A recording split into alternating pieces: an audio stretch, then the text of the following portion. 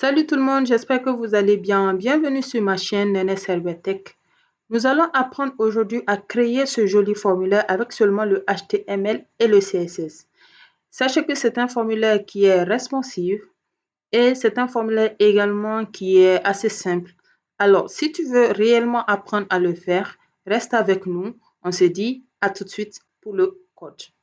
Nous allons démarrer notre projet comme nous avons l'habitude de le faire au niveau de notre bureau. Alors, sachez que moi, je fais ça sur mon bureau, tout simplement comme c'est le tuto. Mais vous, je vous conseille de créer, par exemple, un grand dossier dans votre document, dans votre ordinateur. Et dans ça, vous pouvez nommer le dossier TPO, bien, tutoriel HTML, CSS et tout.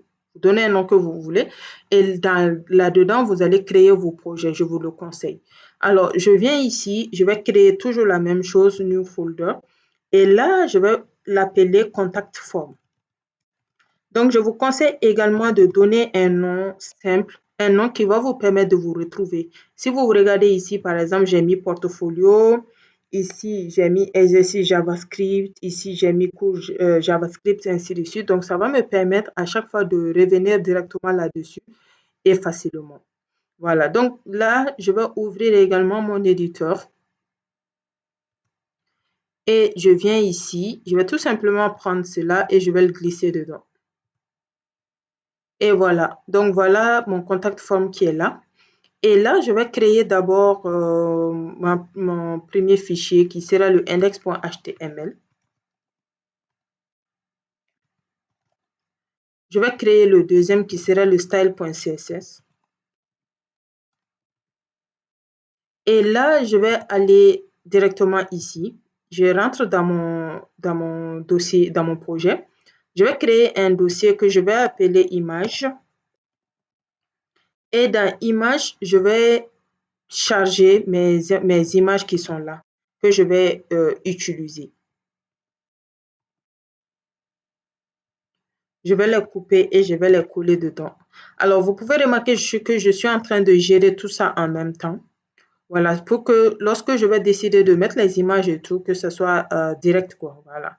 Donc, voilà un peu ce que nous avons. Alors, vous pouvez remarquer que j'ai pas créé mon dossier à l'intérieur ici de VS Code. Bon, ça, c'est un choix que je fais. Sinon, vous pouvez directement venir ici au niveau de New Folder et vous pouvez mettre directement. Mais moi, je préfère aller directement au niveau de mon projet pour pouvoir le créer. Alors, nous allons commencer toujours par mettre ces informations-là. Alors, pour que ça soit plus facile, je vais Open with Live Server. Toujours, c'est ce que moi, je préfère faire au fait. Et voilà. Donc, c'est tout simplement pour que lorsque je travaille à ce niveau-là, que je vois directement ce qui se passe ici en live. Et vraiment, je vous conseille, surtout lorsque vous allez commencer le CSS, ça va vous permettre à chaque fois de comprendre quelle propriété fait quoi, en fait. C'est très intéressant. Voilà. Donc, ici, je vais l'appeler contact. Je vais l'appeler mon contact. Voilà. Et voilà, vous voyez mon contact. Donc ici maintenant, voilà, ici maintenant, je vais tout simplement commencer à mettre le corps de mon contact, de mon contact au fait. Donc je viens ici, je vais utiliser le div et je vais appeler ma classe container. Et directement à l'intérieur de mon container, je vais créer un autre div qui va prendre le nom de contact box.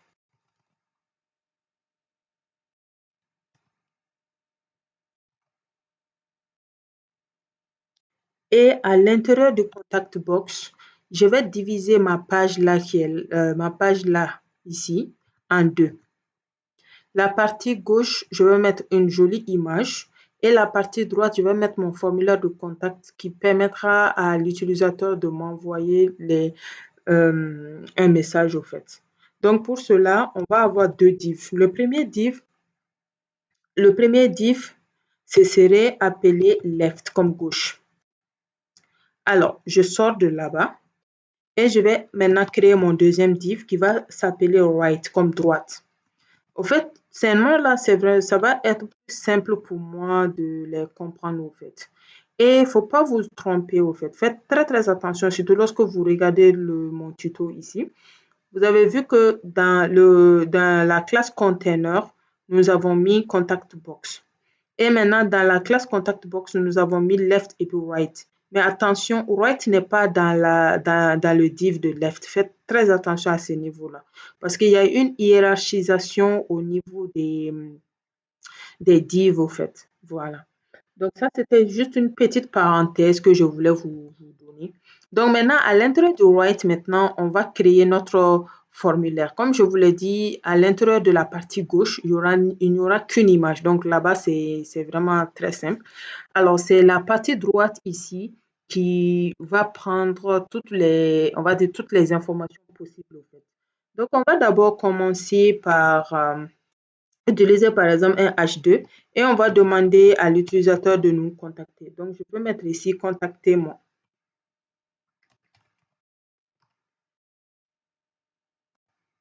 Voilà, je vais mettre là contactez-moi. Et là, je vais enregistrer pour voir. Voilà, donc vous voyez que contactez-moi est là maintenant. Voilà, contactez-moi est là. Alors, maintenant, je viens ici toujours dans le write. On est dans le write comme ça. Toujours dans le write, on va commencer à créer nos formulaires. On a d'abord le premier input. Et dans le premier input, on va mettre le type, ce serait du type texte. Et on va créer une classe qu'on va appeler field. Pourquoi on va créer la classe field? Tout simplement parce que lorsque nous allons venir au niveau du CSS, on va mettre on va les appeler au fait, en tant que sélecteur classe, donc ça va nous faciliter les choses. Alors, j'ai agrandi ici parce que nous allons écrire, on va créer notre formulaire et après on va enregistrer. C'est pour que vous voyez bien en fait. Voilà, donc ici, on va utiliser un placeholder. Le placeholder, c'est quoi? Le placeholder, ce n'est que l'information qui est à l'intérieur du champ de saisie. Donc, on va demander à l'utilisateur de mettre son nom et son prénom. Donc, je vais mettre par exemple votre prénom et nom. Voilà. Alors, je viens ici, je vais enregistrer. Et lorsque j'enregistre, vous voyez, non, c'est ça le placeholder. Le placeholder, c'est juste l'information qui est à l'intérieur du champ de saisie. Alors, sachez qu'il existe plusieurs manières de faire un formulaire, au fait. Que ce soit le formulaire de contact ou bien le formulaire d'inscription ou bien de connexion, que nous aurons bien sûr l'occasion de faire des petits TP là-dessus. Vous pouvez directement utiliser ce qu'on appelle un label, c'est-à-dire du texte qui va vous situer. Ou bien vous pouvez, comme moi, je viens d'utiliser ici, un placeholder. Mais attention, ne faites pas les deux, n'utilisez pas les deux en même temps, sinon ce serait vraiment surchargé. C'est possible d'utiliser les deux en même temps, mais ce n'est pas bon. Par exemple, si j'avais, par exemple, votre prénom et nom, deux points, et puis ça aussi, où il y a également l'information ici à l'intérieur, ce serait moche au fait, quoi. Voilà, donc comme je vous l'ai dit tout le temps, un site web, lorsque vous l'écrivez, c'est simplement la beauté qu'on recherche au fait. Voilà. Donc ça doit être très joli pour que ça donne envie à l'utilisateur de rester ou bien de revenir regarder votre site. C'est ça la question. Alors, on va tout simplement copier cette partie-là et on va venir coller ici par exemple. Et nous avons le type, cette fois-ci ce serait de l'email, le type email. Alors, ça fait quoi la différence entre le type texte et le type email? Tout simplement, vous pouvez remarquer que tout le temps, à chaque fois que nous utilisons l'email, il y a arrobas dedans. Donc, lorsque vous utilisez par exemple du type texte, vous n'avez pas besoin de mettre l'arrobas, ainsi de suite, vous mettez juste du texte. Mais lorsque vous prenez par exemple le type email, vous serez obligé d'utiliser le arrobas. Donc, il est très important lorsque vous créez un champ de saisie où vous voulez que l'utilisateur mette son email, de prendre vous en codant le type email parce qu'il faut éviter à l'utilisateur de mettre du n'importe quoi. Il y a des utilisateurs qui vont mettre par exemple www.icanov.com. Ou bien, non, pardon, leur email, par exemple, au lieu de mettre, par exemple, ikanov@gmail.com, ils vont mettre, par exemple, ikanov.com. Et ça, ce n'est pas le bon type, ce n'est pas reconnu par l'email, au fait, quoi. Ce n'est pas de l'email. Mais lorsque vous mettez type email, tant qu'il n'y a pas arrobase, le champ de saisie ne va pas du tout accepter. Voilà, donc ça, c'était une petite explication de pourquoi le type email, on met ici email. Alors, nous avons la classe. La classe, on va toujours l'appeler field aussi. C'est tout simplement parce que lorsque nous allons au niveau du CSS de ne pas répéter trop les mots. Nous avons le placeholder. Au niveau du placeholder, on va tout simplement mettre votre email. C'est tout. Voilà. Donc, on enregistre et je reviens ici et je vais regarder le résultat. Vous voyez, non? Voilà. Donc, par exemple, vous voyez nenesila@7766@gmail.com. Par exemple, ici, on vient de lui dire, le fait d'utiliser le type email, ça ne va pas accepter ça. Lorsque vous mettez votre curseur là-dessus, vous voyez, non? On dit, please include an arrobas in the email address. Vous voyez, non?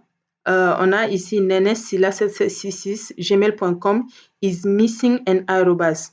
Donc, vous voyez que ça ici, l'explication est claire ici. Voilà. Donc, si je n'avais pas mis le type email, il n'allait pas poser de problème au fait. Mais le fait que j'ai mis type email et que ici, il n'y a pas arrobase, ça va causer des soucis. Maintenant que j'ai mis arrobase et que je mette mon curseur là-dessus, vous voyez directement que ça n'a rien dit parce que c'est correct. Voilà. Donc, il est très important, au fait, pour un développeur de gérer tous ces paramètres. Il faut savoir que lorsque vous créez une application, c'est pas l'ordinateur qui va faire tout seul ou bien c'est pas les codes qui vont se faire tout seul. C'est vous qui devrez faire les codes. Donc, c'est vous qui devrez mettre tout ça en considération, au fait. Voilà. Donc, ici également, on va demander à l'utilisateur de mettre son numéro de téléphone. Alors, vous pouvez remarquer également que le numéro de téléphone, au fait, c'est du type nombre, au fait, normalement. Mais moi, je vais laisser texte ici. Pourquoi? Tout simplement parce que on a l'habitude souvent d'utiliser les indicatifs 00223 ou bien plus 229, ainsi de suite. Si c'est du type number, ça ne va pas accepter. Le type number, c'est juste les nombres. Par exemple, le numéro de téléphone, ça peut être 75, 20, 23, 23, ainsi de suite. Mais dès lors que l'utilisateur met, par exemple, même 23, 45, etc., les espaces que l'utilisateur a mis, ce ne serait pas considéré comme des chiffres, en fait. C'est considéré comme du texte. Ou bien lorsque l'utilisateur, par exemple, va mettre plus, attendez. Attendez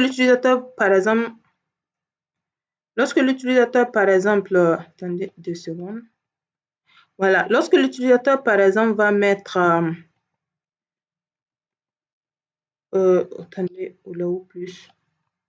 Voilà, lorsque l'utilisateur va mettre par exemple plus 223, le plus là est considéré comme une chaîne de caractères, c'est-à-dire comme du texte. Ce n'est pas considéré comme du chiffre au fait. Ou bien lorsque l'utilisateur va mettre 00, 223, si c'est du chiffre, les 00 là ne vont servir à rien. Donc le programme va supprimer les 2 zéros en avant. Donc pour éviter cela, on met du type texte. Voilà, donc c'est pour cela que pour les numéros de téléphone, on va mettre du type texte et au niveau de placeholder, on va mettre par exemple votre téléphone.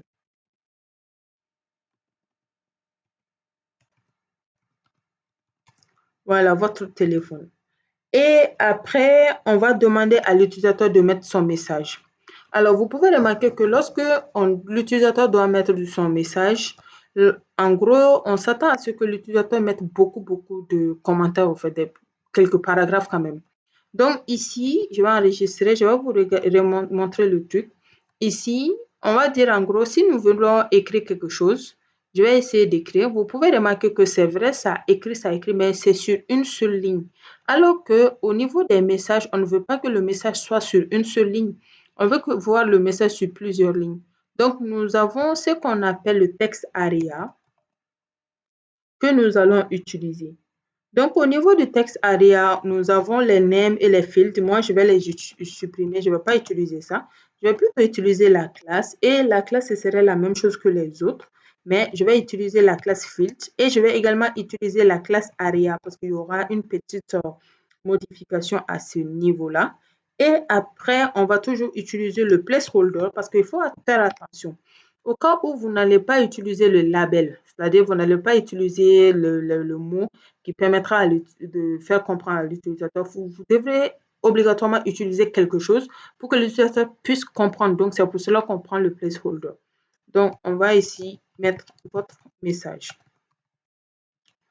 L'objectif d'un programme, d'une application, c'est vraiment de faire comprendre à l'utilisateur. Maintenant, vous voyez que là, on a plusieurs lignes, non? Voilà, vous voyez, non?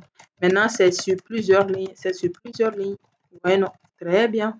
C'est sur plusieurs lignes, ce n'est pas sur une seule ligne, voilà.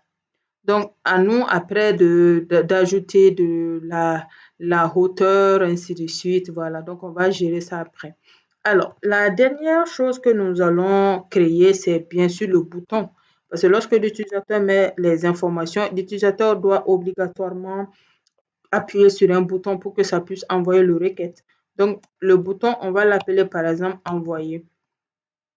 Donc, dans le bouton, on va créer une classe qu'on va appeler BTN. Je pense que la dernière fois, je vous en ai parlé lorsque je faisais un tuto sur le site de portfolio. Alors, pour ceux qui n'ont pas vu la vidéo, s'il vous plaît, allez-y sur ma chaîne YouTube. J'ai fait un projet complet de site de portfolio avec le HTML et le CSS seulement. Donc, allez-y regarder. J'ai dit que la plupart du temps, on utilise la classe, on utilise le nom de la classe en tant que BTN pour les boutons comme BTN, ça veut dire juste bouton. Donc là, moi, je viens ici, vous voyez que nous avons euh, notre bouton envoyer qui est créé maintenant. Donc voilà un peu ce que nous avons au niveau de notre contact form, les champs que nous avons ici. Donc maintenant, je pense que nous avons terminé avec le HTML. On va plutôt commencer avec le CSS. Donc ici, je vais mettre le CSS dans du HTML, sinon ça ne va pas le faire. Donc, on a ici style.css. Et voilà. Alors, donc, on revient ici. On va commencer à mettre les informations. Alors, on va faire vraiment très, très simple, bien sûr. On va d'abord commencer par mettre les infos, par gérer la page finale ici. Voilà, donc là, je vais voilà, rétrécir. Donc, l'ensemble de notre page avec le sélecteur universel. Donc, on va gérer le padding. On va mettre le padding à 0. Toujours, j'enregistre et pour voir directement ce que ça me donne, je vais mettre également le margin à 0. Et voilà. Donc, on a ici le box sizing. Et au niveau du box sizing, on va dire border box. Et enfin, on a le font family.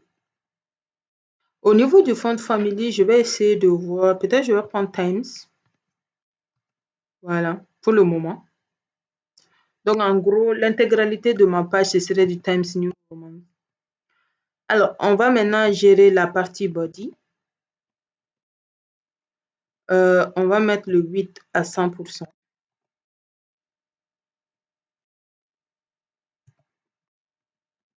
On va mettre le high.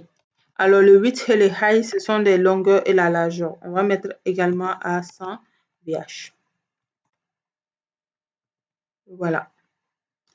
Alors, donc en gros, on vient de gérer la partie, l'intégralité de notre page ainsi que la partie body.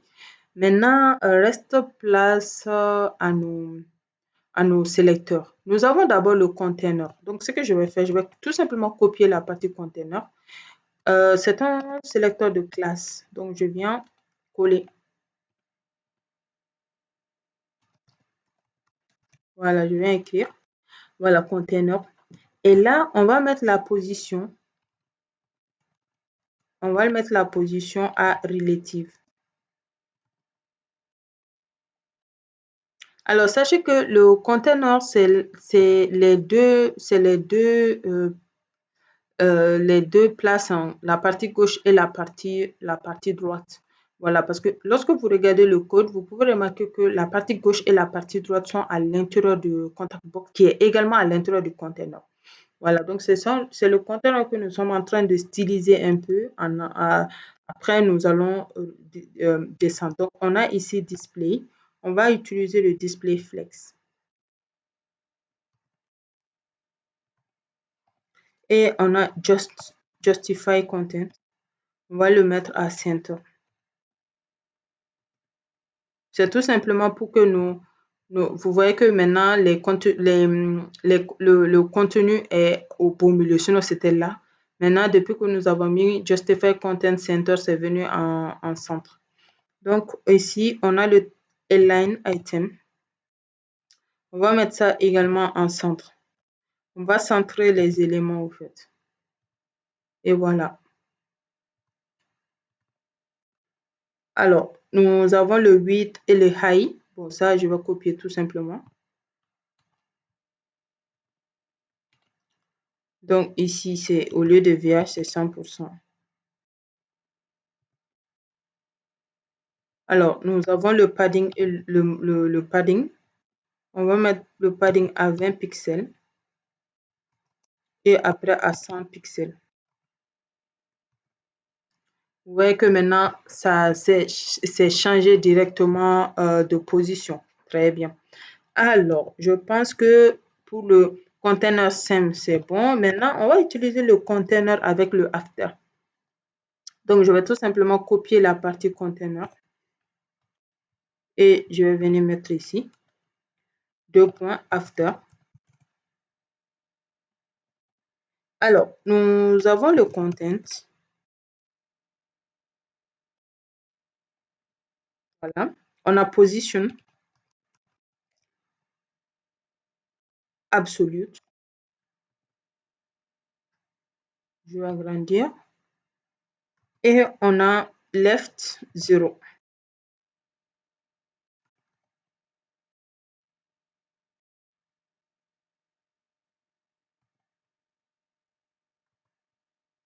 Et voilà. Alors, c'est pas fini. On continue. Avec le top. Top aussi, on va le mettre à 0. On a le high et le width. Toujours ça là, on va le mettre à... Je copie et je colle ici. À chaque fois, je reviens regarder ici. Alors, il faut savoir que quand c'est petit comme ça, souvent ça bouge sans qu'on ne le sache. Donc, il faut augmenter un peu pour voir au moins ce que ça a donné, quoi. Donc, ici, on va donner une image de background, c'est-à-dire une image de background ici au niveau de container. Ça vous permet de savoir c'est quoi la partie container, en fait. Donc, on va donner background. C'est background simplement. Et c'est l'URL qu'on va donner, c'est-à-dire on va donner une image. Alors, il faut savoir qu'on peut donner les images à plusieurs manières, hein.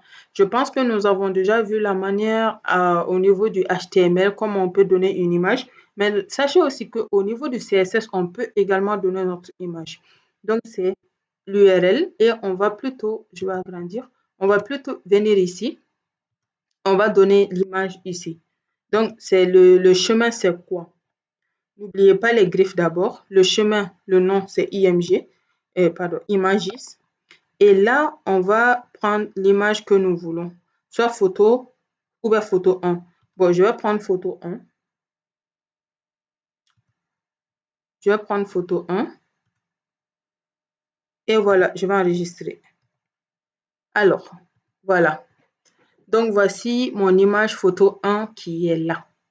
Alors, vous pouvez remarquer ce qui se passe actuellement. On va dire en gros, c'est la catastrophe un peu. Dans photo 1 est multiplié. Vous voyez qu'on a une image, une image, une image, une image, c'est-à-dire que c'est répété. Ça, c'est 1. De deux, également, nous avons notre formulaire qu'on avait créé. Photo 1 est venu le couvrir au fait, le photo, j'ai dit le formulaire. Donc, c'est ce que nous devrons gérer. Alors, comment on gère ça? On vient ici. On va demander à notre programme no repeat, c'est-à-dire ne te répète pas. Alors, lorsque nous faisons no repeat, qu'est-ce qui se passe? C'est vrai, actuellement, la photo, en fait, elle est petite. C'est pour cela que ça s'est répété comme ça, parce que ça veut couvrir l'intégralité de notre page. Voilà, donc la taille n'y est pas. Donc, ça couvre obligatoirement l'intégrité de notre page, l'intégralité, pardon, de notre page en se multipliant, en se dupliquant. Donc, ça, c'est un. De deux, également, lorsqu'on dit no repeat, bon, ça va donner, ça va enlever les autres et puis ça va venir se mettre toute seule. Maintenant, on va lui demander de se centrer. On va dire ici center. Et voilà. Donc, au lieu que ça soit, c'était à côté ici, mais on a dit, il faut te centrer. Donc, la photo s'est centrée et vous pouvez voir que c'est la photo qui est venue sur nos formulaires. Alors que nos formulaires, ils sont là, hein. Ils sont là, ils ne sont pas partis haut. Mais c'est la photo qui est venue les couvrir. Voilà. Donc, c'est ce qu'on doit essayer de gérer ça. Mais avant, on revient ici. On va dire à notre photo, c'est-à-dire à notre background, il faut nous donner la taille couvrir, c'est-à-dire couvre l'intégralité de notre page. Donc, c'est le background size. Alors, il faut savoir qu'on a plusieurs types de background. On a background color, image, size, ainsi de suite. Donc, ici, on a background size. Alors, il faut savoir si vous voulez comprendre le fait de mettre les images, de paramétrer les images comme ce que je viens de faire et tout, j'ai déjà fait une série de vidéos sur le CSS. Donc, allez-y toujours au niveau de mon compte, de ma chaîne YouTube pour aller voir ça, en fait. Tout est bien expliqué avec exemple, exercice également. Donc, on va lui dire cover, c'est-à-dire il faut couvrir l'intégralité de la page. Vous voyez que maintenant, dans la photo, elle est une. De deux, cette fois-ci, elle a pris la taille de toute elle a pris la taille de toute la page en question. Mais il existe toujours un problème. Le problème, c'est quoi? C'est que ça couvre maintenant mon formulaire, au fait, mes champs. Donc, pour que ça puisse aller derrière les champs, je vais utiliser le Z index. Alors, le Z index, je vais lui dire -1. Regardez ce qui s'est passé. Maintenant, le formulaire est venu devant. Alors, l'image est maintenant derrière. Alors, peut-être vous allez dire, bon, là, c'est un peu compliqué et tout ça. C'est normal, nous sommes toujours au niveau du CSS. C'est ce que nous allons gérer. Alors, qu'est-ce que moi, je veux faire?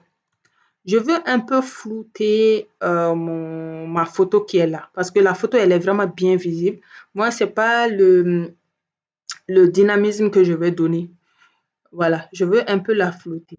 Alors, comment on floute? On floute. On floute avec la propriété filter et on va lui dire, par exemple, blur. On a vraiment beaucoup de valeurs ici. On a blue, on a brightness, ainsi de suite. Je vous conseille, on a drop shadow et tout ça. Je vous conseille, si vous avez le temps, de revenir là-dessus. Mais moi, je vais utiliser le blur. Le blur, je vais utiliser 50 pixels, c'est-à-dire la moitié, quoi. Vous voyez que maintenant, c'est flouté. Alors, moi, j'ai mis 50 pixels, mais si vous voulez, vous pouvez par exemple mettre 70 pixels. Il faut savoir que plus vous donnez beaucoup de pixels, plus ça va encore plus flouter. Par exemple, je peux mettre 30 pixels et ça, ce sera moins flouté. Vous voyez, non? Donc, c'est comme ça un peu. Donc, il faut savoir que la propriété blur, pardon, filter avec la valeur blur, ça permet tout simplement de flouter aussi un peu. Donc, bon, pour le moment, je vais le mettre à 50 pixels. Voilà. Et voilà ce que nous avons au niveau de notre container. Alors, vous pouvez remarquer que le container, c'est l'étendue de notre page comme ça ici. Très bien. Alors, maintenant que nous avons fini avec le container pour le moment quand même, On va maintenant s'attaquer à Contact Box. Comme je l'ai dit, c'est le Contact Box qui est divisé en deux parties. Nous avons la partie gauche et la partie droite. Voilà, donc on va utiliser le Contact Box. Donc, ce que je vais faire, je vais tout simplement copier encore. Alors, je vous conseille au fait, lorsque vous avez votre HTML et que vous voulez mettre du CSS, les classes, les ID, en gros, les sélecteurs que vous avez ici, et que vous voulez appeler ces éléments ici, vous devrez donner les mêmes noms sans vous tromper. Donc, pour éviter de se tromper et tout ça, faites ce que moi je viens de faire. C'est-à-dire, allez-y tout simplement copier et puis venez coller ici. Là, vous êtes sûr de ne pas vous tromper au fait. Donc, c'est juste une petite astuce que j'ai l'habitude de faire. Donc maintenant, on va essayer de gérer la partie max 8. Je vais d'abord mettre à 900 par exemple, pixels. Et on va voir ce qui va se passer. Voilà. Max 8. Alors, il faut savoir que le max 8, c'est la largeur maximum, en fait. Je l'ai mis à 900. Voilà. Maintenant, comme ça, vous n'allez pas le voir. Mais lorsque nous allons avancer, vous allez comprendre le max 8, au fait. Voilà. On a display. On va display en grid.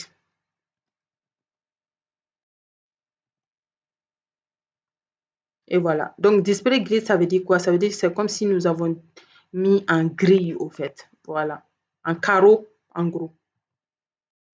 Alors, maintenant, on va utiliser le grid template. C'est pour que ça soit plus visible. Parce que c'est vrai, on a pris display grid et lorsque j'ai exécuté, vous avez vu qu'il y a rien ne s'est passé. Pour que il puisse se passer quelque chose, il faut utiliser cette deuxième propriété, au fait, pour que ça soit visible, au fait. Donc, on va lui dire repeat. On va mettre 2 et on va mettre un FR. Et voilà, donc vous voyez maintenant que c'est venu à côté, non? Très bien, c'est venu à côté, ça a laissé cette partie-là et c'est venu à cette partie. En gros, ce que nous venons de faire, on vient tout simplement de diviser notre page ici en deux parties, c'est tout. C'est ce qu'on lui a dit. On lui a dit divise en deux et un chacun. Voilà.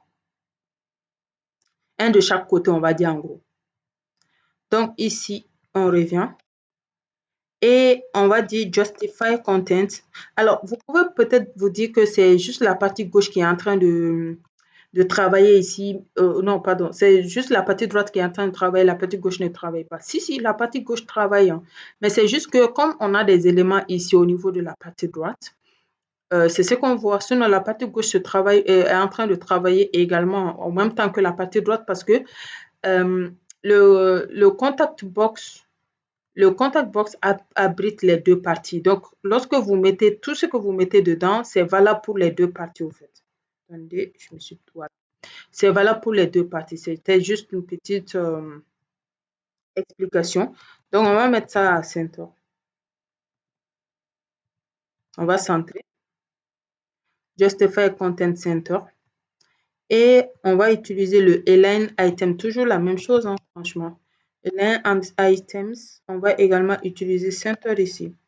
Vous allez voir que plus vous avancez, plus vous faites beaucoup de TP avec du CSS, on va dire en gros, le HTML, ce n'est pas un problème, avec du CSS, plus vous allez vraiment mieux comprendre parce que c'est pratiquement toujours les mêmes choses que nous utilisons. On utilise tout le temps position, display, justify content, align items with high padding, margin, box sizing, font family, et ainsi de suite. Donc, vraiment, plus on va avancer, plus vous ne devrez pas avoir franchement de problème avec tout ça parce que c'est presque la même chose. Donc, on a ici le texte align. On va également centrer cela. Vous voyez, non, ça c'est centré. Voilà, on va centrer le texte également. Alors, on a le background color. Couleur de background. On va le mettre à blanc hein, pour le moment. Voilà. Blanc, c'est F quoi. Blanc, c'est F. Voilà, vous voyez, non? Voilà, blanc, c'est F. Et vous voyez, comme je vous l'ai dit, ce que nous sommes en train de faire, c'est valable pour les deux. Vous voyez que même la partie gauche aussi est devenue blanc. Tout simplement parce que on est au niveau de contact box. Voilà. Donc, c'est ça un peu. Alors maintenant, ce que nous allons faire, on va s'occuper de la partie gauche pour d'abord.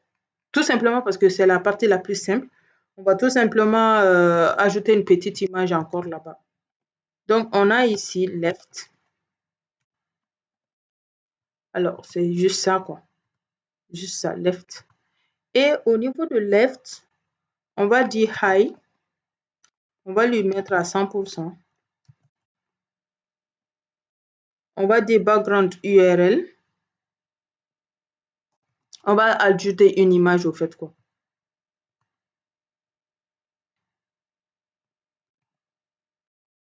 Et au niveau de l'image, on va lui dire images. Je pense que c'est photo qu'on avait utilisé pour le premier, non? Donc, c'est photo 1 ici qu'on va utiliser pour celui-là. Donc, on va essayer d'enregistrer également pour voir ce qui se passe. Voilà. Donc, regardez ce que nous avons. Maintenant, on va essayer de le rendre un peu plus joli. Toujours la même chose, on va lui dire no repeat et on va lui demander de se centrer également.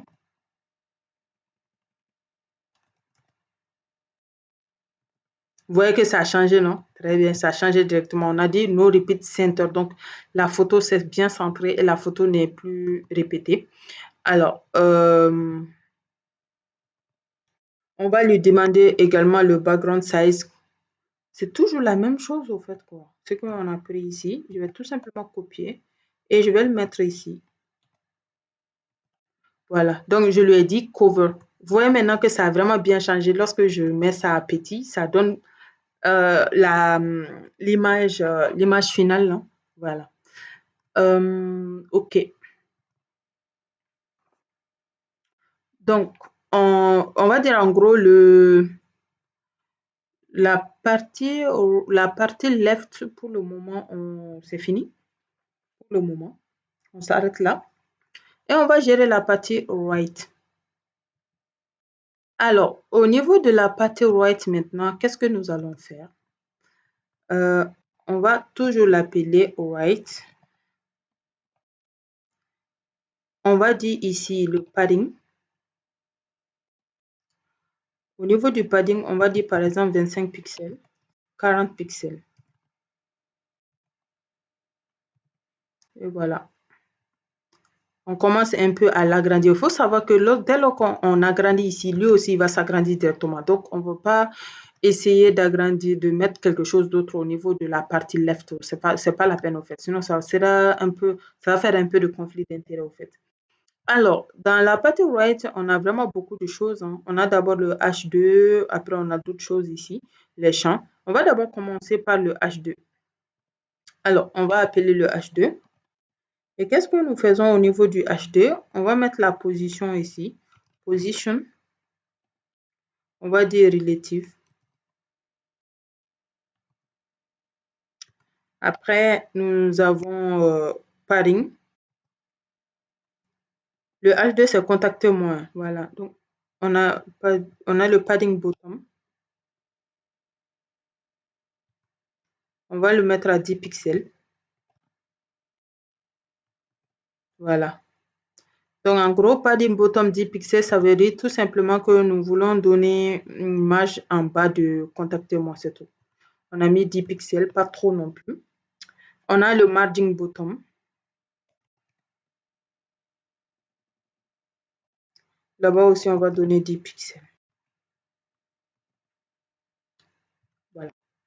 Padding bottom, margin bottom. Et là, ça va pour le moment. Alors, maintenant, on va utiliser le H2 after. On a toujours le content. On a position absolute.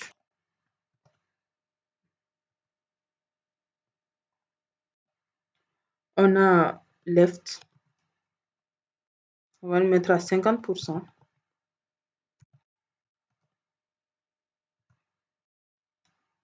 On a bottom à 0. On a transform. On a Translate. Et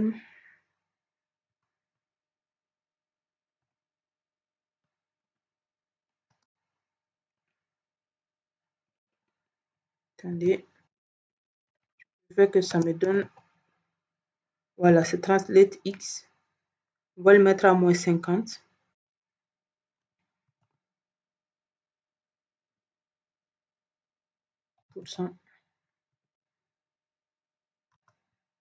OK.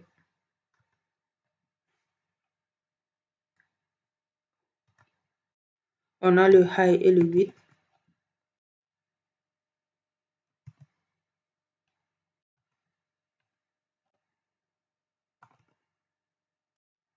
À 50 pixels.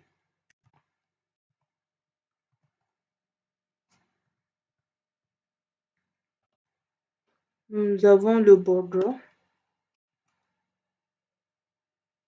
reduce. Vous allez voir tout de suite ce que nous sommes en train de créer. En gros, nous sommes en train de créer, un trait ici en bas. C'est pour cela qu'on a after. After, ça veut dire après quoi. Voilà. Donc, vous pouvez remarquer que bon, ça ne vient pas pour le moment parce qu'on n'a pas donné de couleur. C'est transparent ou bien c'est la couleur blanche comme ça. Donc, vous allez voir. Lorsque nous allons donner la couleur, vous allez voir maintenant. Donc, par exemple, j'ai ici le border reduce. Vous savez déjà, ça veut dire quoi border reduce? Voilà, maintenant, on va donner une couleur. La couleur, c'est background couleur. Et par exemple, je vais donner une charte graphique, hein. Je vais donner par exemple chocolate comme ma charte graphique. Vous voyez, non? Très bien. C'est ça au fait. En gros, voilà ce que nous avons. Voilà. Donc, le 8, par exemple, le 8, j'ai mis à 50 pixels. Je peux mettre, par exemple, à 70 pixels. Et vous voyez que ça s'est agrandi encore. Voilà. Et le high, la hauteur, par exemple, je vais mettre 10 pixels 10 pixels par exemple. Et vous voyez que maintenant, c'est plus gros. Voilà, même si c'est pas joli, c'était juste pour vous montrer. Très bien. Donc, en gros, c'est ce que nous sommes en train, c'est ce que nous étions en train de faire. En gros, créer un trait en bas ici. Donc, vous pouvez remarquer également que dans certaines choses, dans certains sites, sur certains sites, par exemple, que ce soit les sites de portfolio ou autre chose, on met souvent les traits, les petits traits et tout ça. Donc, en gros, c'est comme ça qu'on crée, au fait. Voilà. Donc, c'était juste un petit exemple de cela. Alors, donc, nous allons continuer, hein. C'est pas fini. C'est pas fini. On a toujours le reste. Voilà. Donc, c'est bon. Je pense que c'est bon. La taille et tout ça, je pense que pour le moment, c'est bon. Maintenant, on a fini avec Contactez-moi. On a fini également avec en bas de Contactez-moi. Nous avons le field. Comme je vous l'ai dit, on a mis le field pour que le field, il est chez tout le monde. C'est tout simplement que lorsque nous allons mettre les propriétés, que ça prenne directement chez tout le monde. Donc, on a le field. J'espère que j'ai bien écrit field, hein. C'est la même chose, je l'espère bien. Sinon, si vous ne mettez pas les mêmes noms des sélecteurs, ça ne va pas prendre. Alors, au niveau de field, nous avons 8, 100%. Je pense que c'est plus la peine de l'écrire directement. On peut, bof, sauf si c'est trop bizarre, sinon on peut le prendre directement ici. Je vais prendre copier et je vais venir coller ici. Voilà, donc le 8, 100%. Et vous pouvez remarquer que là, ça a commencé à le 800%, c'est-à-dire que tout le monde est à la même taille comme ça, et puis ça a commencé à bien mettre les choses au fait. Voilà. Donc, on va maintenant utiliser le padding. Padding, on a 0,5 EM, REM, REM, et nous avons un REM.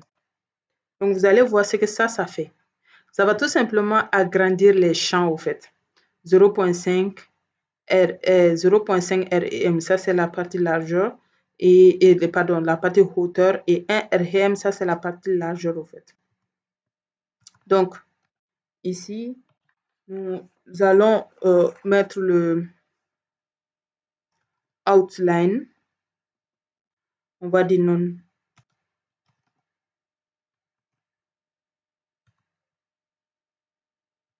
On va mettre également ici, on a border.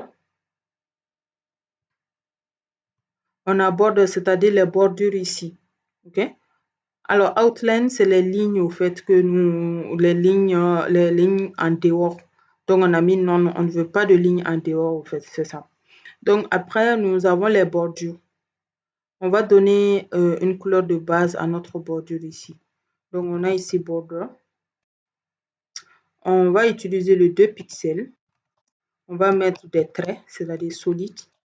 Et là, RGBA. Voilà. Donc, au lieu de red, green, ainsi de suite. Attendez, je vais enregistrer pour voir ce que ça va donner. OK. Donc, je vais mettre ici off.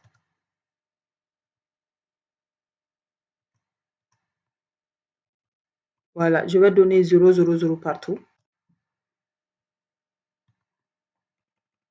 Voilà, 0. Blue également. Je vais dire 0. Alpha aussi.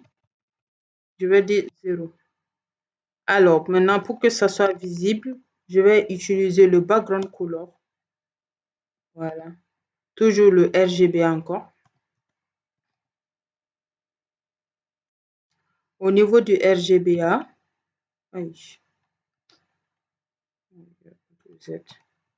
voilà. Au niveau du RGBA, je vais mettre 230.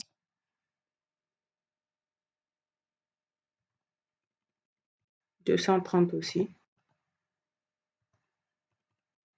230. Et là, je vais mettre 0.6. Et on enregistre.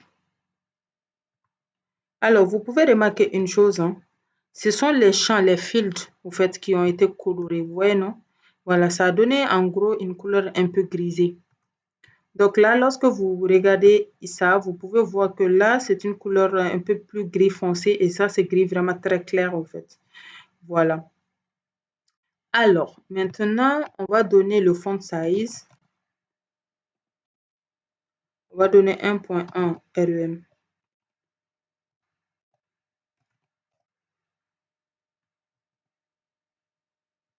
Voilà. Donc ça, c'est le font size, c'est-à-dire lorsqu'on écrit dedans, la taille que nous voulons. On a ici le margin bottom. On va le mettre à 22 pixels. Et vous voyez, non? C'est-à-dire, ce sont les champs qui vont mettre des marges en bas, au fait, les margin bottom. Donc voilà. Et ici, transition. Alors, c'est quoi le transition? Transition, c'est tout simplement lorsqu'on va faire le hover, que ça puisse mettre la transition, au fait. Donc, on va lui dire 3 secondes, au fait. Voilà. Donc, après, pour le moment, ça ne va pas mettre de transition. Pourquoi? Parce qu'on n'a pas encore utilisé de hover. Maintenant, c'est lorsque nous allons utiliser le hover que ça va mettre vraiment la transition. Donc là, moi, je vais prendre ici toujours le field et on va lui donner une valeur hover.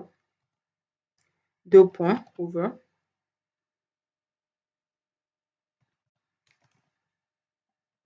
Et maintenant, dans le hover, on va utiliser le background color. En gros, le background color, ici, je vais mettre par exemple soit en blanc. Alors, qu'est-ce qui va se passer? Il va se passer que lorsque je mets mon curseur là-dessus, vous voyez que c'est venu blanc, non? Voilà, donc c'est ça la transition en fait. Transition.3S. Donc voilà. Lorsque je mets mon curseur là-dessus, ça change de couleur en blanc. Bon, par exemple, j'ai mis blanc ici. Je vais changer la couleur blanche, par exemple. Au lieu de blanc,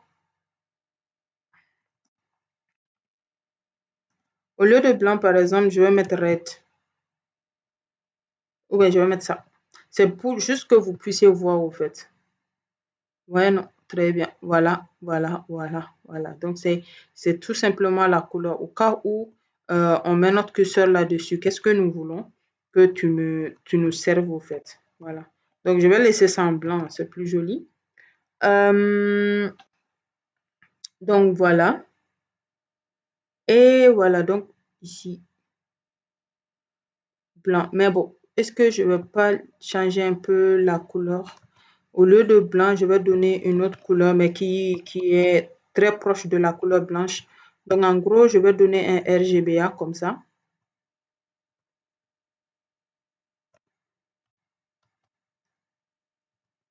Je vais mettre cette couleur. Mais au lieu de ça, je vais mettre 0.1. Voilà. En gros, ça va être un peu plus foncé, au fait. Très bien. Ça va être un peu plus foncé pour le moment.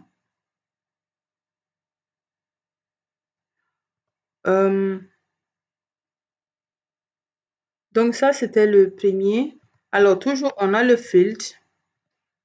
Point, field. On va prendre le field de point focus. On va lui donner une autre variable qui est le focus. Et au niveau du focus, on va donner un background color. On va mettre également en blanc. Alors, pour cela, qu'est-ce qui va se passer? Voilà. Voilà, voici, voici, voici, voici. Donc, on va dire maintenant, au cas où,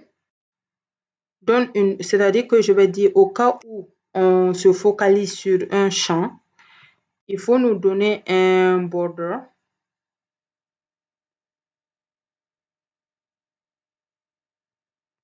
Donc, je vais mettre ici border. Toujours 2 pixels solide. Et on a RGBA.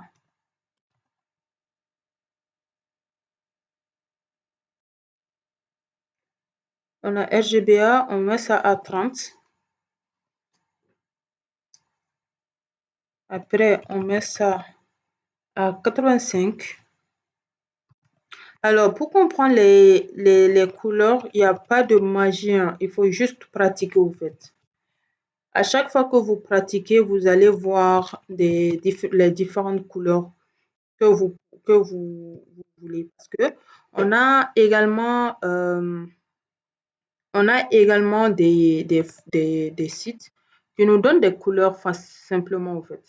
Donc, les couleurs que ça nous donne, ce sont des couleurs qui nous permettent de mieux comprendre. Voilà. Donc, au fait, ici, on a dit on se focalise, c'est-à-dire lorsqu'on clique là-dessus, vous voyez que c'est devenu bleu noir et l'intérieur, elle est blanche.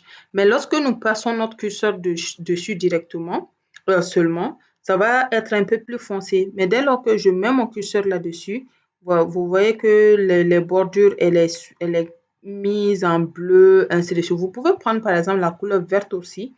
Ou bien vous pouvez prendre aussi la couleur rouge et voilà. Donc ça, c'était les fields. Maintenant, on a ici ARIA. Donc nous, on va également appeler le ARIA pour pouvoir gérer cette partie-là aussi. Voilà. Donc on a dit le ARIA, c'est-à-dire notre texte ARIA qui est là. Elle sera un peu plus différente des autres, hein. Voilà, on va un peu l'agrandir, ainsi de suite. Donc on va l'utiliser le min high. On va mettre ça à 150 pixels. C'est juste que nous venons juste d'agrandir. Vous avez le choix. Si vous voulez, vous pouvez le mettre à 200 pixels aussi pour voir ce que ça va vous donner. Quand même, le texte ARIA doit être un peu plus grand quand même, hein, parce que là, l'utilisateur doit mettre au moins des informations dedans. Donc, il faut que ça soit un peu plus grand pour que l'utilisateur mette des choses dedans, en fait.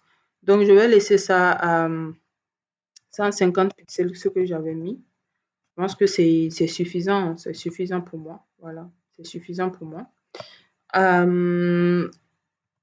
Ça, c'est bon. Maintenant, on a notre bouton. Vous pouvez remarquer que le bouton, il est minuscule comme ça. On doit essayer d'agrandir le bouton et puis lui donner la couleur de notre charte graphique, ainsi de suite. Donc, on va utiliser le BTN, toujours avec le sélecteur de classe que nous avions mis. Donc, à ce niveau-là, on a le 8. On va utiliser le 8 à 100%. Ce n'est pas la peine que je réécrive encore. Alors, 8 à 100%, vous avez remarqué que ça a pris l'intégralité de la page. Moi, je veux que mon bouton ait la même largeur que les autres, en fait, même la même hauteur que les autres, que les champs. Alors, vous avez le choix, c'est à vous de vraiment voir le bouton que vous voulez, il n'y a pas de souci. Donc, toujours pratiquement la même chose, hein. On va... Attendez, j'avais mis padding quelque part. Pour les autres, là, je voulais utiliser la même chose, au fait. Il est parti où? Pour les champs, les fields. Attends, où est-ce que j'ai mis les fields? Voilà, voici les fields. Le padding, voilà, c'est ça. Je voulais ça. Je vous ai dit que je veux que mon bouton ait les mêmes traits que le reste, que les champs, non? Voilà, donc on va utiliser les mêmes choses. Aïe, voilà. Donc, voici mon bouton. Donc, mon bouton est pareil que au champ. Mon bouton a la même taille que les champs. Donc, on a maintenant le font size, c'est-à-dire l'écriture. On va mettre la même chose encore. REM, 1.M, 1.1 REM. Ouais, non, très bien. Alors, on a quoi encore? On a le background color. Bon, au niveau des background colors, c'est la même chose dans chocolate, toujours. C'est ça notre charte graphique, en gros. Et voilà, voici. Alors, lorsque je mets mon curseur là-dessus, le curseur, il est en flèche, au fait. Voilà. Par exemple, je peux dire, mets mon curseur en pointeur. Ça va permettre que l'utilisateur puisse savoir que ici, on doit pointer. C'est-à-dire ici, on doit cliquer là-dessus. Vous voyez, non? On a utilisé, voici maintenant que c'est les mains lorsque vous utilisez curseur pointeur. Voilà. Donc ici, on a le outline. On va le mettre en on. Voilà. On a enlevé un certain trait, mais on va maintenant dire on ne veut pas de bordure au niveau de notre bouton. Vous voyez, non? La bordure du bouton, elle est très prononcée. Moi, je n'aime pas ça, en fait. Je ne veux pas. Donc, je vais tout simplement dire ici border. Non. On a enlevé la bordure. Et voilà. La bordure, elle est partie. Donc, maintenant, on a ici color, c'est-à-dire la couleur du texte. Color, on va lui dire soit en couleur blanche. Voilà. Voici la couleur de mon texte. Elle est blanc. Transition. Transition, pourquoi? Parce que je vais tout simplement utiliser du hover. Donc, ici, transition. Point 3S. Voilà, bon, pour le moment, ça ne donne rien parce qu'on ne lui a pas donné de hover. Maintenant, on va tout simplement venir ici, btn.hover, pour que lorsque on met notre curseur dessus, que ça puisse donner un background color. Donc ici, background color. Alors, moi, je vais prendre toujours la couleur chocolate, mais ce serait un peu différent au fait. Chocolate, voilà. C'est ça, ce serait chocolate un peu plus fort. Voilà, un peu plus foncé. Chocolate un peu plus foncé quand même. Voilà, chocolate un peu plus foncé. On va mettre ça ici comme ça, si c'est pas mieux. Voilà, on va enregistrer. Voilà, ouais, non, très bien. Lorsque je mets mon curseur là-dessus, c'est un peu plus foncé. Voilà. Alors, voici un peu mon contact, mon formulaire de contact. Ce que je vais faire actuellement, c'est juste, par exemple, ajouter du box shadow. J'aime beaucoup le fait d'ajouter un peu de box shadow. Et là, on va mettre le box shadow au niveau de contact form. C'est-à-dire notre contact box qui est là, ici. Le contact box, c'est l'intégralité des deux, en fait. Donc là, je vais mettre ici. Voilà. Maintenant, on a le box shadow. On va mettre ici 0 pixels, 0 pixels, 19 pixels.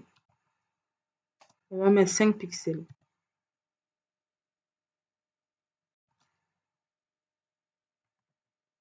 Voilà. Donc, vous voyez, non, on a le box shadow ici. Vous voyez qu'on a le shadow. Mais le problème, c'est que c'est ça là, c'est un peu foncé, hein. Je vais tout simplement essayer d'utiliser un peu de RGBA qui va me permettre de réduire un peu le fait que ce soit aussi foncé. Donc, ce que moi, je vais faire, je vais tout simplement venir copier cette partie-là. Je ne vais pas venir tout recopier là et ici. Donc, je monte et je vais venir utiliser le RGBA. Et voilà, donc, je vais mettre ça à...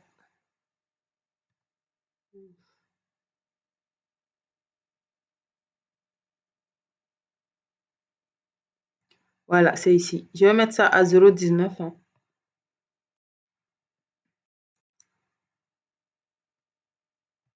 Voilà, vous voyez que ça a un peu atténué, non? C'était trop noir. Maintenant, c'est bon. Il y a du shadow, mais c'est de couleur un peu plus grisée. Ben, vous pouvez remarquer que là, le fond de ma partie conteneur, il joue un peu sur le shadow. Sinon, si vous avez un autre type un autre type euh, de fond, ça va être un peu plus visible que ça, au fait. Voilà. Donc, voilà un peu ce que nous avons ici à ce niveau. Alors, maintenant, ce que moi je vais faire, je vais tout simplement inspecter mon code et je vais essayer de voir, voilà, je vais essayer de voir comment je pourrais gérer la responsivité. Comment se passe la responsivité chez moi? Regarde, lorsque j'ai ici le iPhone 12 Pro, j'ai juste la partie contactez-moi qui vient. Mais l'autre partie, là, la partie design, là, la première partie, l'image là ne vient pas.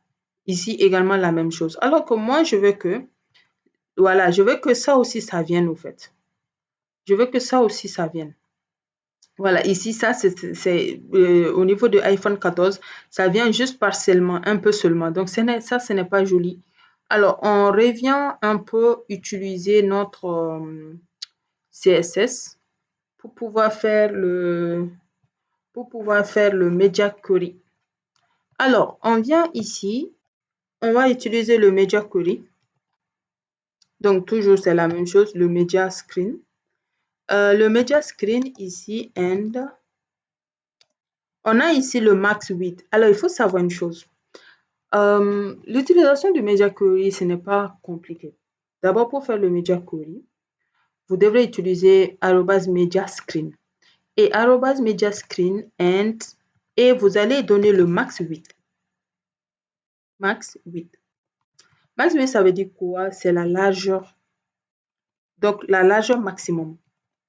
Alors, quand on a la largeur maximum, c'est à vous de donner la largeur que vous voulez, que votre site puisse être affiché, par exemple. Donc, ici, par exemple, moi, je peux mettre 880 pixels. Ça veut dire tout simplement que lorsque, voilà, lorsque, par exemple, la taille, c'est par exemple 880, ici, 880, le 8, 880, ça, c'est le high. Le high, ce n'est pas aussi intéressant et important pour nous ici. Donc, c'est le 8 qu'on va gérer, c'est-à-dire la largeur ici, pas la hauteur. La hauteur, ça va, la largeur. Donc, au cas où c'est la largeur, c'est pas, par exemple, c'est pas 430, mais c'est 880. Par exemple, ça, c'est 200 et quelques noms. On a ici 300, ainsi de suite. Mais c'est jusqu'à 800. Voilà, par exemple, ça, c'est 853. Nous, j'ai parlé de 880. Attendez. Par exemple, est-ce que j'ai... Voilà, surface, c'est 500. Donc, 880 pixels. Et on va commencer à mettre maintenant les informations. Donc, l'information, ça va commencer par le contact box. Pourquoi? Parce que c'est le contact box qui porte les deux. En gros, c'est le contact box qui porte ici la partie gauche et ici la partie droite du formulaire. Pas le premier, le conteneur, non, il n'y a pas de souci. Voici le conteneur. Ça, c'est la partie gauche, ça, c'est la partie droite. Par exemple, voici le conteneur. Lorsque je mets ici mon curseur sur le conteneur, qu'est-ce qui se passe? On va me montrer le conteneur. Et lorsque je mets, par exemple, non, c'est ici. Voilà, par exemple, lorsque je mets mon curseur Voilà, lorsque je mets par exemple mon curseur sur le contact box, regardez ce qu'on me montre. Voici mon contact box ici. Voici mon container là. Voilà. Donc, c'est le contact box dont j'ai besoin et j'ai besoin qu'il soit bien affiché au niveau de mon code. J'espère que vous avez compris. Donc, ici, ce serait le contact box. Et on va dire ici le grid template columns. Le grid template columns, qu'est-ce que c'est? J'ai déjà expliqué ça lorsqu'on utilisait le grid template en haut ici. Ça va tout simplement, voilà, voici le grid template. Ça va tout simplement mettre en gris. Voilà, en gris. C'est tout simplement ça. Donc, on va utiliser le grid template columns. On va lui dire un FR, c'est-à-dire de nous afficher ça juste en 1 au fait. Et on va dire ici la partie left.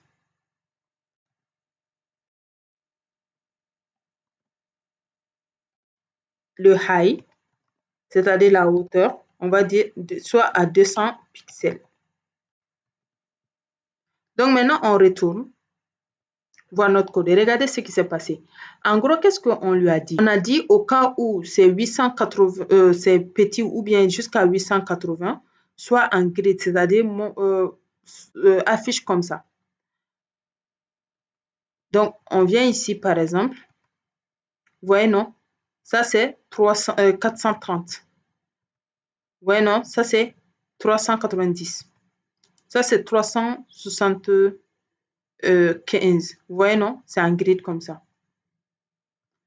Surface. Ça, c'est 912. Vous voyez que ce n'est plus en grid parce que c'est 912. Mais par exemple, si je dis au cas où, jusqu'à, par exemple, je mets 350, exemple. Hein, je mets 350. Qu'est-ce qui va se passer? Je vais venir ici. Galaxy. Galaxy, c'est 360. Vous voyez que ce n'est plus en grid, non? 430. Vous voyez que ce n'est plus en grid, non? Très bien. Et ici, je vais mettre ça à 12 Pro, 390. Vous voyez que ce n'est plus en grid. Et si ce n'est plus en grid, ça ne peut pas, ça peut pas afficher l'image en question. Donc, je retourne, je le mets toujours à 300. Si vous voulez, vous mettez à 900 si vous voulez. Il n'y a pas de souci. Donc, voilà. Donc, vous voyez que c'est directement, c'est venu en grid.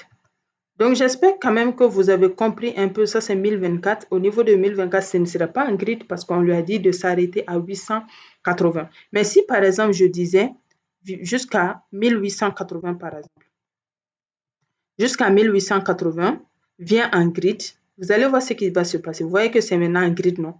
1024, c'est un grid parce que je l'ai dit, va jusqu'à 1880. Ça, c'est 1280 et c'est un grid également.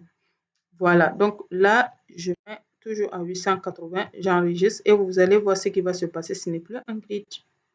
Voilà, donc j'espère vraiment que vous avez bien compris comment on fait la partie,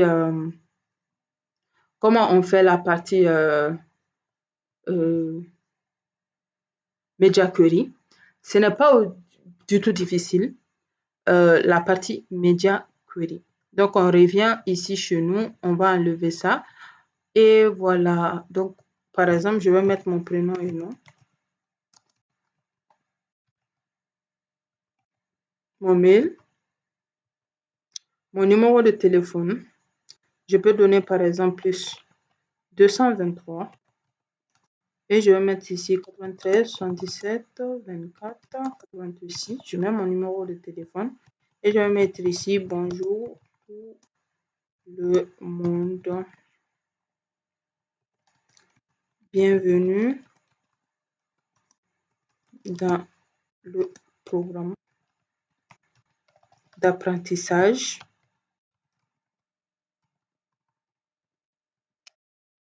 de HTML, CSS et JS. Et voilà, donc voilà ce que nous avons. Bon, lorsqu'on on clique sur envoyer, rien ne se passe parce qu'il n'y a pas du back-end. Ça, c'est juste la partie front. Et voilà, donc voilà ce que nous avons. Je vous remercie de m'avoir écouté. C'est la fin de ce TP et j'espère vraiment que vous allez comprendre tout ce que nous allons faire. N'oubliez pas surtout de reprendre ça chez vous et également allez-y vous abonner à ma chaîne YouTube. N'oubliez pas non plus de liker, de partager la vidéo et surtout, n'oubliez pas également de mettre des commentaires et de poser toutes les questions au cas où vous n'auriez pas compris quelque chose. N'oubliez surtout pas que la meilleure manière d'apprendre à coder, c'est la pratique. Merci et on se dit à bientôt.